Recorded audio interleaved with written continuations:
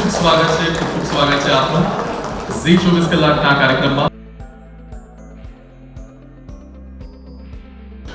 નમસ્કાર અને very good evening to all. Very warm welcome. આજના વિશેષ કાર્યક્રમમાં સમય કાઢીને વિશેષ ઉપસ્થિતિ આપવા બદલ હું ગુજરાતના મુખ્યમંત્રી ભૂપેન્દ્રભાઈ પટેલનો ખૂબ ખૂબ આભાર માનું છું અને એમનું હાર્દિક સ્વાગત કરું છું.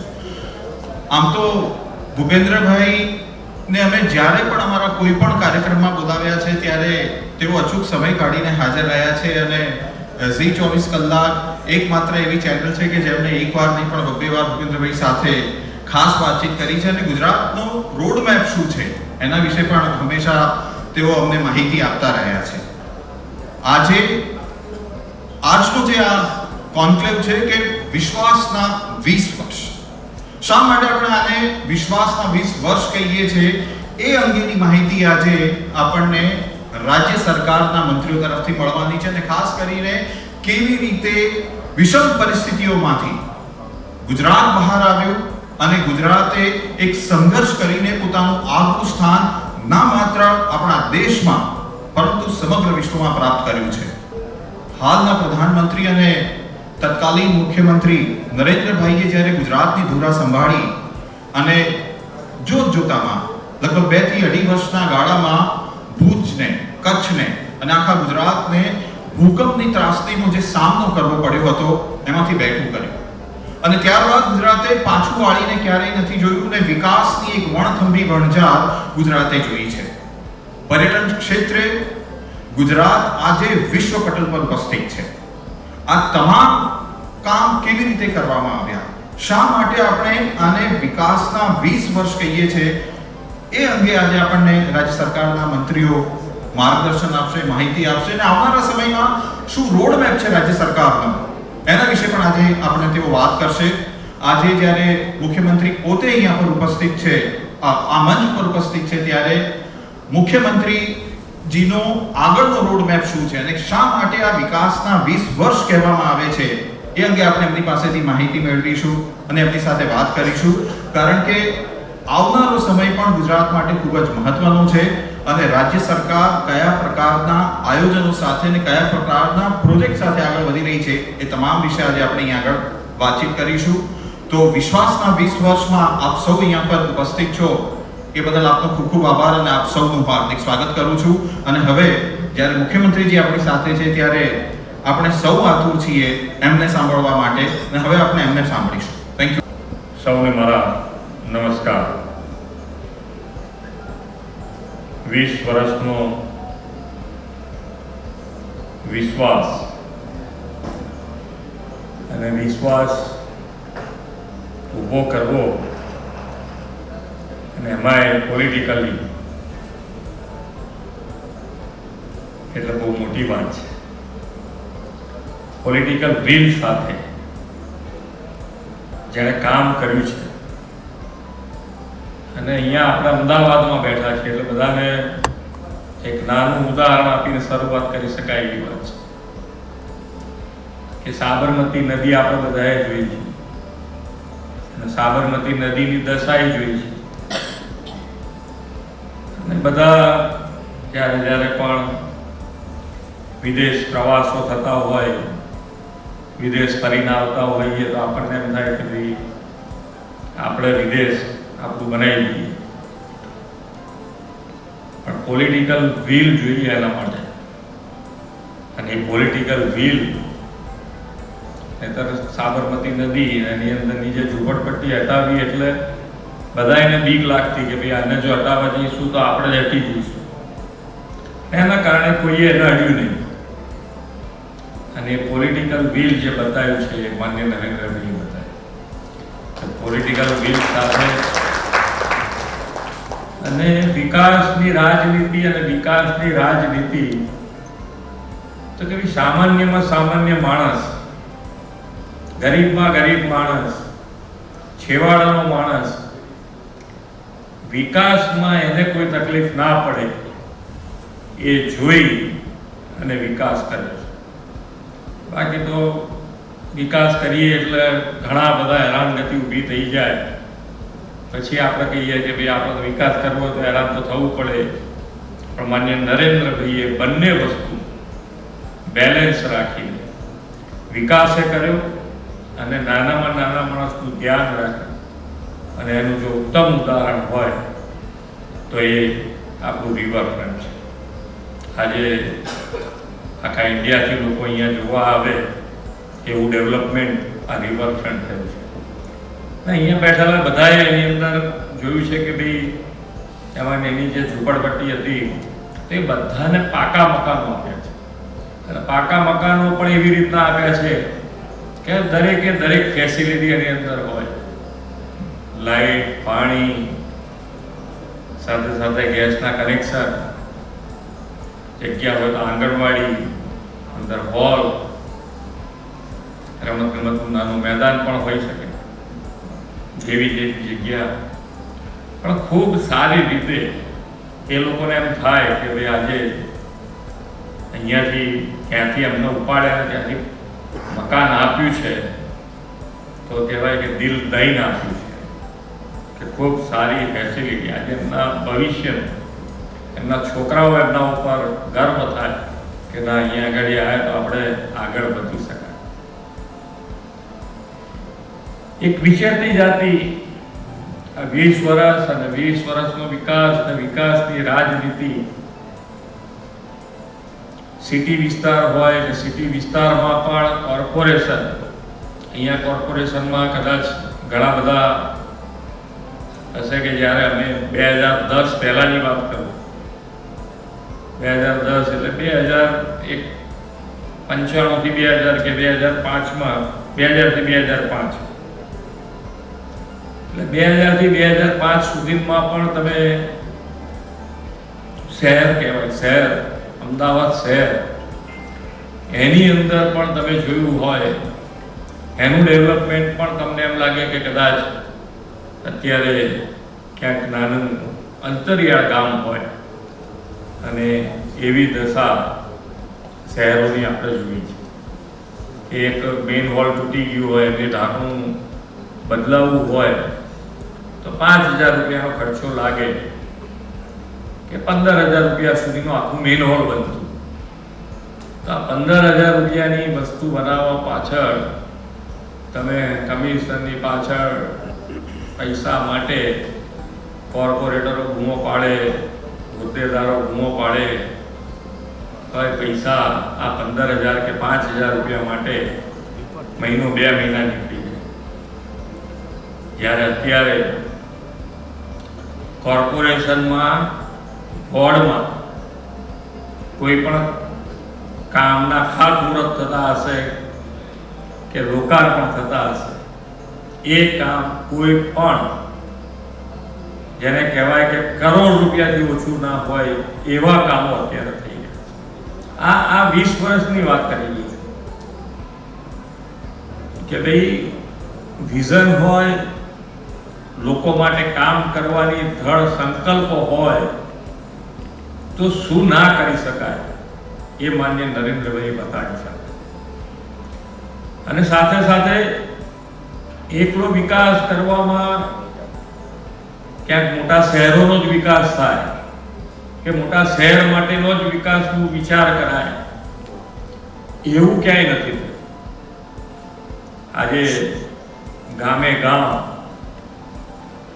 પીવાના પાણીની વ્યવસ્થા હોય, સિંચાઈની વ્યવસ્થા હોય, વીજળીની વ્યવસ્થા હોય, એ આપણે બધાએ જોઈ છે કે ભાઈ કહેવતો બનતી કે ભાઈ ગોળીએ દેજો પણ પેલું શું કહેવાય, હા એવી કહેવતો બનતી. એનું કારણ શું તો કે વ્યવસ્થા, પાણી ના હોય ત્યાં જઈને છોકરીને આપીને કરીશું શું એમ.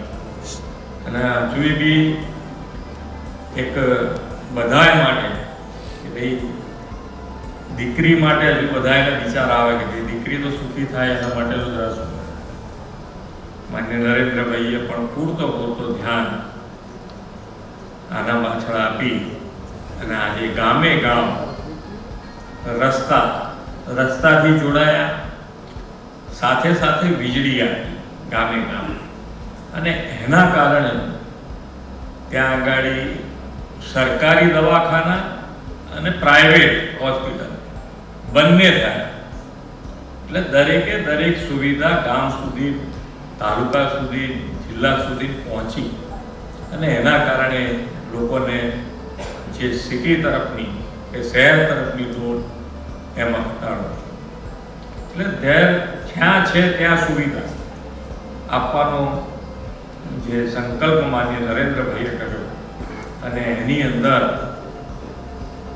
જેને કહેવાય કે હંમેશા નરેન્દ્રભાઈએ નાના સ્કેલે કોઈ વસ્તુ વિચારી નથી અને એના પરિણામે આજે ગામે ગામ લાઇટથી માંડીને પાણીથી માંડીને દરેકે રસ્તાથી માંડીને દરેક વસ્તુ પહોંચી અને આ પહોંચવાના કારણે આજે દરેક નાનામાં નાના માણસને આજે નરેન્દ્રભાઈ અને ભારતીય જનતા પાર્ટીની સરકાર ઉપર વિશ્વાસ બેઠો અને વિશ્વાસ બેસવાના કારણે આજે અહીંયાથી હમણાં હું થોડો આવ્યો ત્યારે મારા મંત્રી શ્રી ઋષિકેશભાઈનું ઇન્ટરવ્યુ ચાલો કે જે કામ કરતો હોય એને જ તમે એની પાસે જ ડિમાન્ડ કરો, જે કામ જ ના કરતો એની પાસે શું ડિમાન્ડ કરવાનું.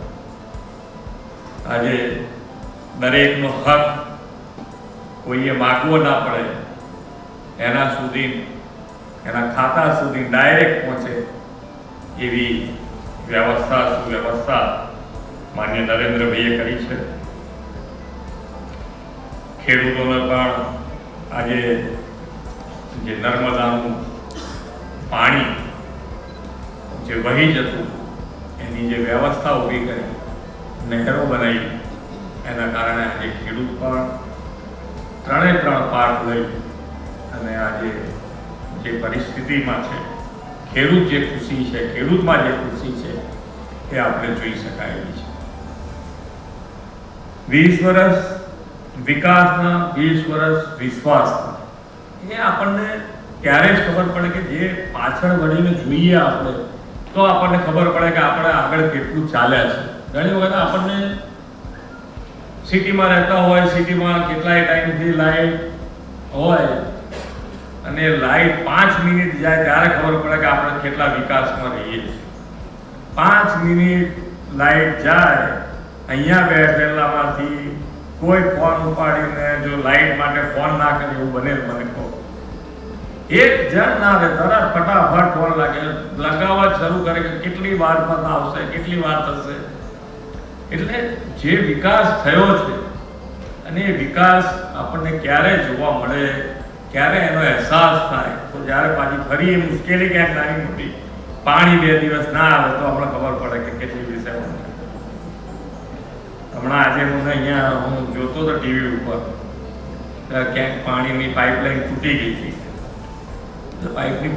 પાણીની લાઈન તૂટી ગઈ હતી એ મારો વિષય નથી, પણ એની અંદરથી જે ફુવારો ઉડીને જે હાઈટ પકડતો હતો ને એના ઉપરથી આપણને લાગે કે આ કેટલા પ્રેશરથી પાણી. આજે પણ આપણને બધાને એક નેતૃત્વ મળ્યું છે કે જેની રાહબરી હેઠળ અમે પણ એટલે કે ગુજરાત અને ગુજરાતમાં હું ને મારી ટીમ પણ એ રાહબરી હેઠળ ખૂબ સારું કામ કરવા માટે દરેક પાયાની વસ્તુ જેને કહી શકાય કે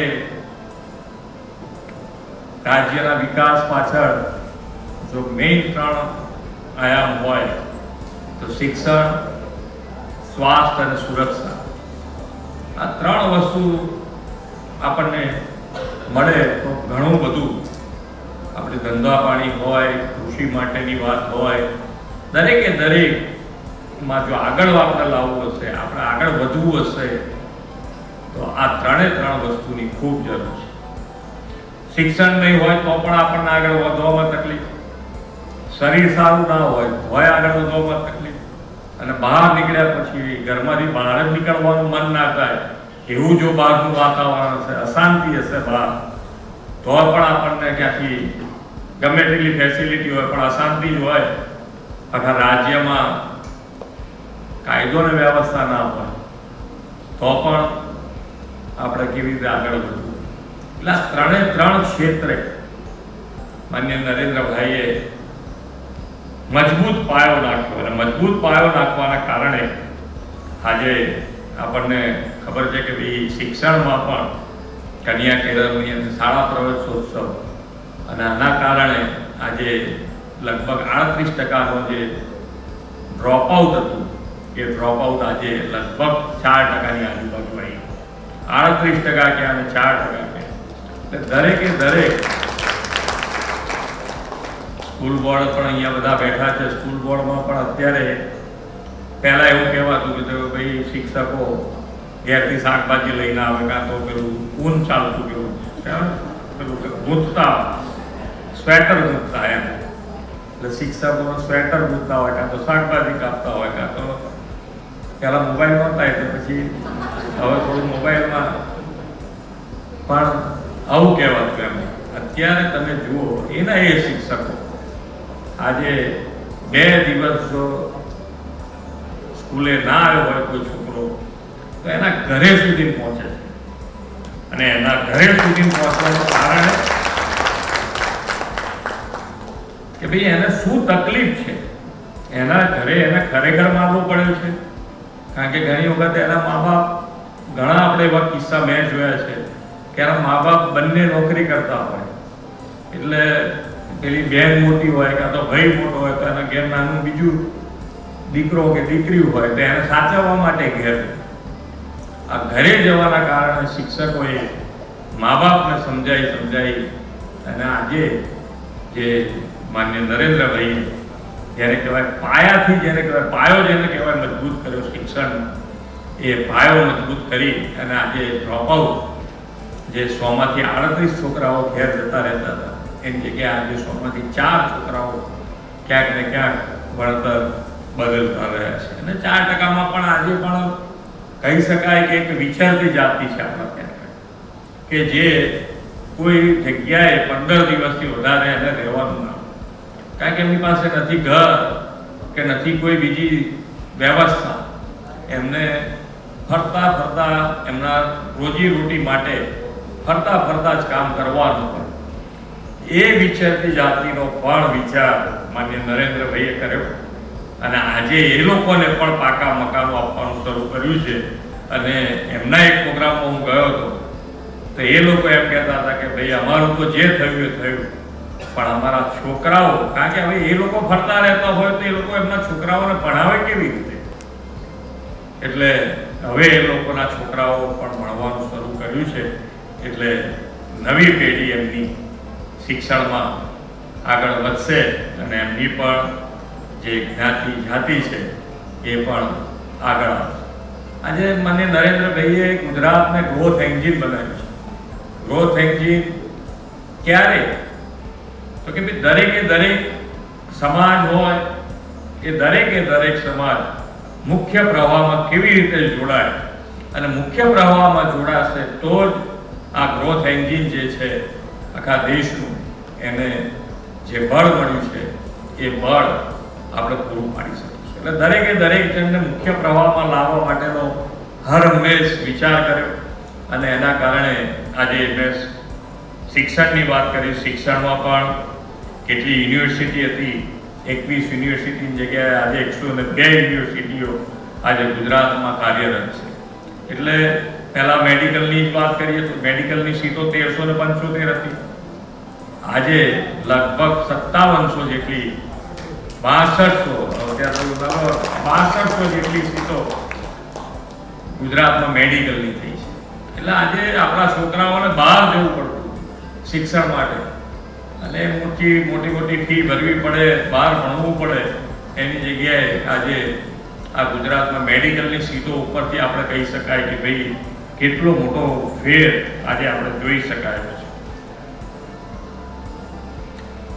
ઘણા બધા આંકડા ને બધું તો છે કે ભાઈ ડ્રોપ આઉટ રેશિયાની સાથે કોલેજોની સંખ્યા 775 હતી, એ આજે કોલેજોની સંખ્યા 3117 થઈ છે. એન્જિનિયરિંગ કોલેજોની સંખ્યા 26 હતી, એ આજે 133 થઈ છે. પોલિટેકનિક કોલેજોની સંખ્યા 31 હતી, એ 144 થઈ, અને પ્રોફેશનલ કોલેજોની સંખ્યા 108 હતી, એ આજે 503 થઈ છે.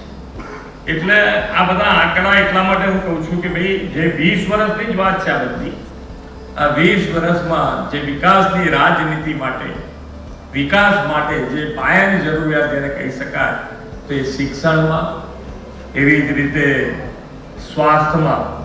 આપણે હમણાં જ કોવિડ મહામારીમાંથી બહાર નીકળ્યા છે, અને કોવિડ મહામારીમાં પણ આપણે જોયું છે કે આપણને બધાને એમ હતું કે ભાઈ અમુક અમુક દેશો, વિકસિત દેશો ઉપર આપણને ગર્વ હતો કે ભાઈ ખરેખર અમેરિકા જેવો દેશ હોય તો આપણને એમ હોય કે અમેરિકા બધું કરી શકે.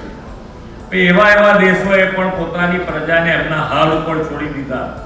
એવા સંજોગોમાં માન્ય નરેન્દ્રભાઈએ 130 કરોડના જનતાને સાથે રાખી ફ્રી વેક્સિનેશન, એક પણ રૂપિયો ખર્ચ્યા વગર આ ફ્રી વેક્સિનેશન કરી અને આજે કોવિડ મહામારીમાંથી આપણે બહાર.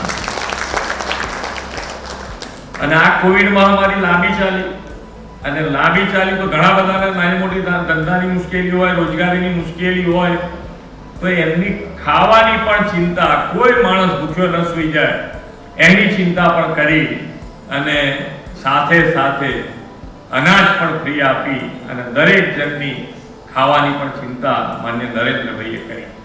જે સંજોગોમાં લોકોએ છોડી દીધી, પ્રજાને એમના હાલ ઉપર છોડી દીધી, ત્યારે આટલા મોટા દેશને સૌને સાથે રાખી, સૌનો સાથ, સૌનો વિકાસ, સૌનો વિશ્વાસ અને સૌનો સાથે પ્રયાસ, આ જે કાર્ય મંત્ર આપણને આપ્યો છે એ આપણું સૂત્ર નહીં પણ આપણો કાર્ય મંત્ર છે. આ પ્રમાણે આપણે બધા જ કાર્ય કરતા રહીએ છીએ, અને એના પરિણામે આજે જે લોકોનો વિશ્વાસ, આપણે એક જેને કહેવાય કે દરેકનો વિશ્વાસ અમારી ઉપર વધ્યો છે, અને એ વધવાના કારણે આજે જેને કહેવાય કે લાંબા સમયથી, 2 દાયકાથી અહીંયા ભારતીય જનતા પાર્ટીની સરકાર છે.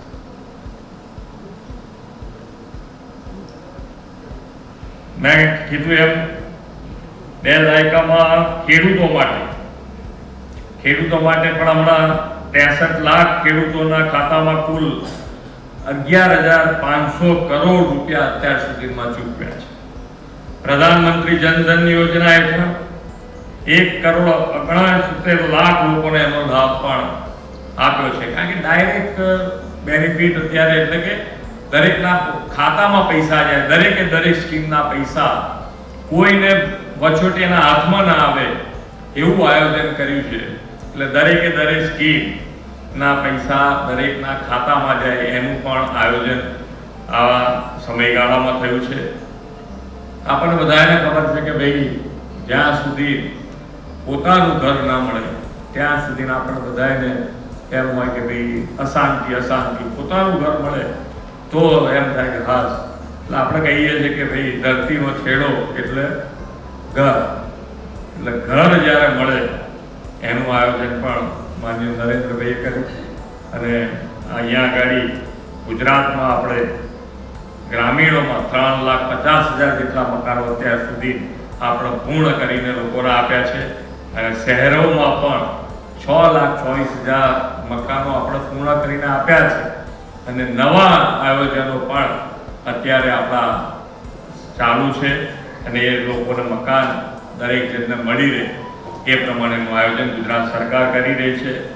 આ કોવિડ મહામારીમાં જે ફેરિયાઓ હોય એ ફેરિયાઓને જે તકલીફ પડી છે એ ફેરિયાઓની તકલીફ દૂર કરવાની પણ માન્ય નરેન્દ્રભાઈએ એક પ્રધાનમંત્રી સ્વનિધિ યોજના, એની અંદર 10,000ની લોન, એની એ પૈસા ભરી દે એટલે 20,000ની લોન, 20,000 રૂપિયા ભરી દે તો 50,000ની, એટલે એની અંદર કોઈ ગેરંટરની જરૂર નહીં, એને એમને આપે.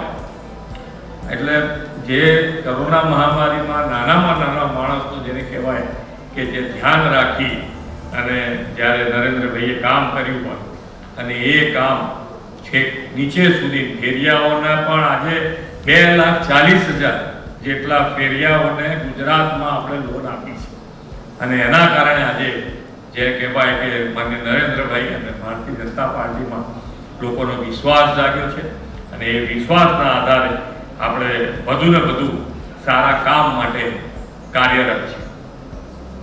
જલ જીવન મિશન બધાને કહ્યું, પાણી માટેની વાત, પાણી માટે શરૂઆત કરી ત્યારે મેં કીધું કે ભાઈ લોકો કેવી કેવી કહેવતો, કેવી રીતે ક્યાં સુધી જવું પડતું હતું. અહીંયા કદાચ પિક્ચરમાં નાનું મોટું બતાવ્યું હશે કે ભાઈ કેવી રીતની મુશ્કેલીઓ હતી ને કેવી રીતે કામ કરતા હતા લોકો, ક્યાં સુધી પાણી ભરવા જવું પડતું હતું ને અહીંયા તો ટ્રેન સુધીની વાત હતી કે ટ્રેન સુધી જવું પડતું. આજે તમે હમણાં એસ્ટોલ યોજનાની વાત કરતા હતા ઋષિકેશથી, તો પહાડ ઉપર અને એમાં પણ 200 થી 300 મકાન, 200 થી 300 જણની જનસંખ્યા હોય એવા ગામમાં પણ પહાડ ઉપર હોય તો પહાડ ઉપર, જંગલમાં હોય તો જંગલમાં પણ એ ચકલી ખોલે અને એને પાણી મળે પીવાનું, એવી વ્યવસ્થા માન્ય નરેન્દ્રભાઈના માર્ગદર્શનમાં આપણે ગુજરાત સરકાર પણ કરી રહી છે. અને જ્યારે લોકોને એમ હતું કે ભાઈ આપણે ટકવું મુશ્કેલ છે, લોકોને એમ હતું કે ટકવું મુશ્કેલ છે, ત્યારે માન્ય નરેન્દ્રભાઈએ આત્મનિર્ભર ભારતનો સંકલ્પ લીધો.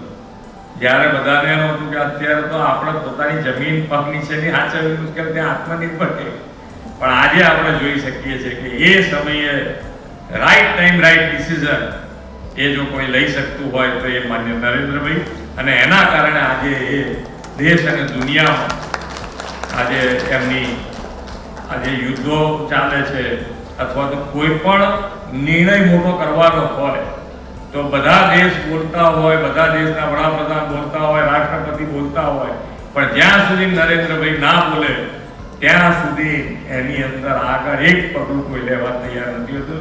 નરેન્દ્રભાઈ બોલ્યા પછી આગળ વધવાની વાત આવે.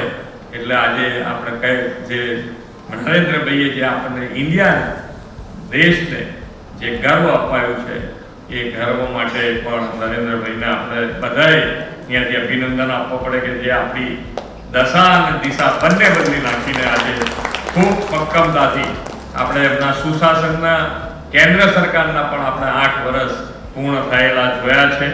અને આજે આઝાદી કા અમૃત મહોત્સવ જ્યારે ઉજવી રહ્યા છે ત્યારે આપણે આત્મનિર્ભર ગુજરાતથી આત્મનિર્ભર ભારતના નિર્માણની ગુજરાતની જે નેમ છે એમાં આપણે આવો સૌ સાથે મળી અને આગળ વધીએ.